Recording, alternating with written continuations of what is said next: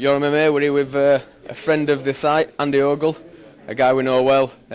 Andy's taken on Akira Corassani this weekend in his UFC debut in Nottingham. Andy, how's things, man? It's going good, man. Nice to see a familiar face down here, getting interviewed by everyone, and it's good to get interviewed by somebody that I fought and know well. So yeah.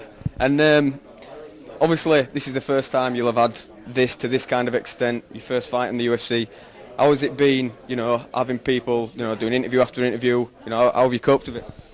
Well, on the show, Uriah Faber, very skilled fighter, but he taught us a lot about the media and also played a game with us called Toastmasters. So me and you both get 2 minutes to speak in front of everyone, and the guys will go for or against, and then they'll say whatever it is. And you've got to speak for 2 minutes, I've got to speak for 2 minutes, and we've got to see who's the most articulate, and everybody gets critiqued. So I think the show really helped me for all the cameras and everything, because there's nothing worse than when you're doing an interview and going, So I'm just trying to be articulate, and especially for the Americans. They can't understand you if you've got a thick Geordie accent, so I'm trying to dim it down a little. Yep, and of course, being from Newcastle, you've got that Geordie accent. Our man behind the camera, Sam, said, Andy talks quite slow. When you were over in America, you're talking to the press, do you get a lot of bewildered faces, people looking at you like, what's going on here? Well, exactly. That's why I'm trying to slow down. I'm just trying to be articulate and actually pronounce my words. It's very tough, Us Geordies, I'm trying to make it look a little bit better than what it is, with the reputation that them Geordie Shore guys have done. So I'm trying to save a little bit of face there, but it's tough. And how does it factor into your preparations for the bout? Normally at this kind of time you'd be relaxing, cutting weight. You've got all this stuff to do. Is it better or is it worse to keep your mind off it? Well, back at home when I've got a rest day, I'm always on the move. And my girlfriend Rachel will always say, please just sit down. And I'm like, I want to go out, I want to do something. So I like a lot of the media stuff. It keeps my mind off of things and keeps me moving, and also keeps me thinking less about carbs. Yep, and obviously your main priority, Saturday night, you've got Akira Corassani.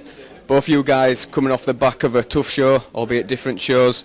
Has that factored into any of the media stuff? The fact that both you guys had exposure from the show, as opposed to getting on into the UFC from another way. It's funny you're the first one that said that. Everybody's mentioned that we've both been on the tough, and everyone's mentioned that we've both had a long layoff. Nobody's ever mentioned of both coming off the show. I believe we're both good enough to be in there. I believe I'm going to show everybody why I actually deserve to be there.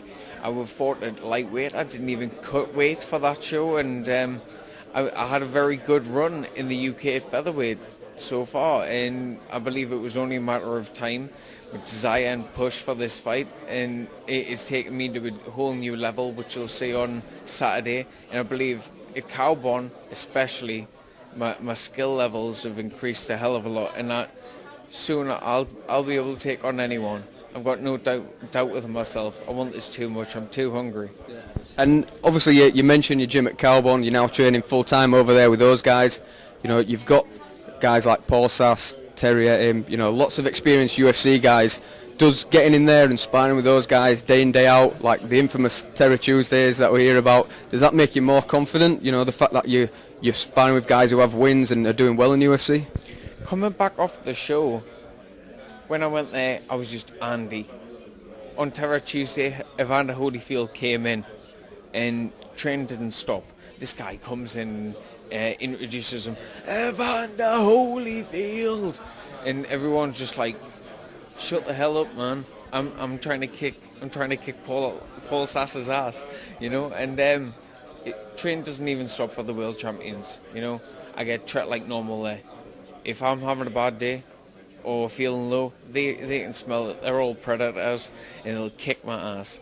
But if Paul's having a bad day or somebody else is having a bad day, I'm having a good day. I'm going to go, remember when you beat me up last week? I'm going to do the same to you. So it's great, you know. Yeah. It's very good. Obviously, as I mentioned there, the Terror Tuesday it is something that we hear a lot about in UK MMA circles. You know, guys like us who, you know, we're from the Northern MMA scene. We hear a lot about this from the guys. You know, can you give us a little insight into what Terror Tuesday means to you? It's that clenching in your butt when you're nervous. It's that grinding of the carpet with your toes when you're in suspense of something. Dude, it's horrible, right? Even when you're training for a fight. To introduce Paul Taylor back into the gym from a long layoff, we did 25-minute rounds. We did five fives, and then did some skills, hard skills, fast and very explosive. Another 5 fives, a load more skills, and then smaller gloves, technical 5 fives, and then another 5 fives. Sick.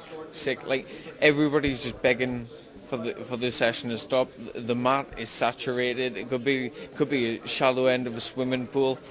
It's horrible, but it's the kind of thing that you just know that's going to make you the better fighter. Like, just pushing through it. The point where your skills are still actually at the top level and you're very tired. When you're getting tired and your hands start dropping, that's when you're going to get caught. Sure, yeah.